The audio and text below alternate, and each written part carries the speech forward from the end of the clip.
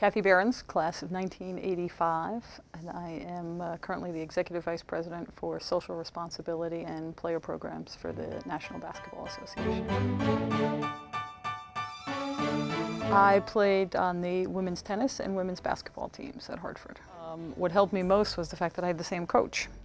So Roger Wickman, legendary Hartford coach, was both my tennis coach and basketball coach. So there were usually, and I only played basketball for 2 seasons because then I got involved in student government. And but the basketball and tennis season would overlap usually by about 2 weeks. So Roger and I spent a lot of time together. Basketball practice was 6:30 in the morning, 6:30 to 8:30 usually, and then tennis practice or games. So if I had a tennis match, I didn't practice usually basketball. But having him as the consistent piece between the two sports was terrific. He's one of my all-time favorite people. At graduation, former Congresswoman Barbara Keneally was the commencement speaker at my graduation, and I had a chance to talk to her afterwards at a reception back at President Trachtenberg's house. And I talked to her about my desire to get into politics and work in politics. I didn't want to run for political office, that was not my desire, but to work in politics. And she suggested that I learn how to raise money, that was a skill that would always be valued in the political world. And a couple of months later, I had a job at the United Way of New York City as a fundraiser. In subsequent conversations I had with the Congresswoman, she told me that wasn't exactly what she meant in terms of learning how to do that. But it was a great first job for me and a great learning experience. And I think the things that sort of push you out of your comfort zone are the things that are the best experiences, and that was one of them. But it ultimately, in some ways set the foundation for my career. Essentially, I oversee all of our off-the-court player activities, and that includes our global philanthropy program, our NBA Cares program. It also includes our player marketing, how we're utilizing our players to help build our business around the world, creating opportunities for them, as well as helping to really keep the NBA as the popular league that it is, not just here in the United States, but globally.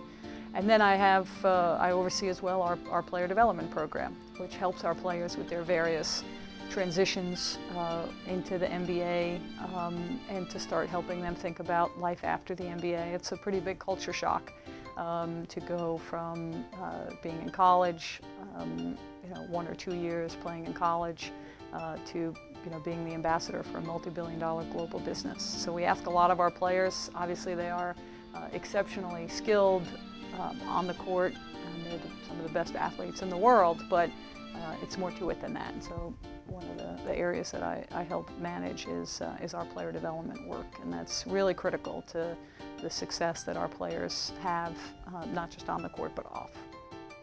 Yeah, we have a lot of programs. We early and often we get them. We're talking to them before they're even drafted about preparing for the NBA, understanding the demands that are going to be on them, understanding what life is going to be like for them, living and having to make decisions under the spotlight, the fact that they're likely to be judged by their worst moments rather than their best, just helping them start to prepare. The average NBA career is only 4.5 years. So as soon as we get them, we're talking to them about, it's almost like a congratulations. Now you have to start thinking about what you're going to do when this is over, because it's not going to last for everybody. Obviously, we have some players who have very successful and long careers, and they manage it all well. But there are others who struggle with the demands that come from being in the spotlight, who come from backgrounds that don't prepare them well to handle the financial obligations and responsibility that comes with being in the NBA. So it's a lot, and it's not just that we sit back and expect them to understand it all. We really are in there with them every day, with mentors and with programs and resources and support and a whole network that helps them really succeed in life. And the basketball is sure to follow. And that's what I did at Hartford. You know, I started out sort of just thinking about the sort of athletic side of it, and then I got involved in the student government. And in my senior year, I was president of the Student Government Association, and I felt like Hartford was not a place that placed limits on people, no matter, you know, what school you were in, or, you know, whether you were an athlete or not.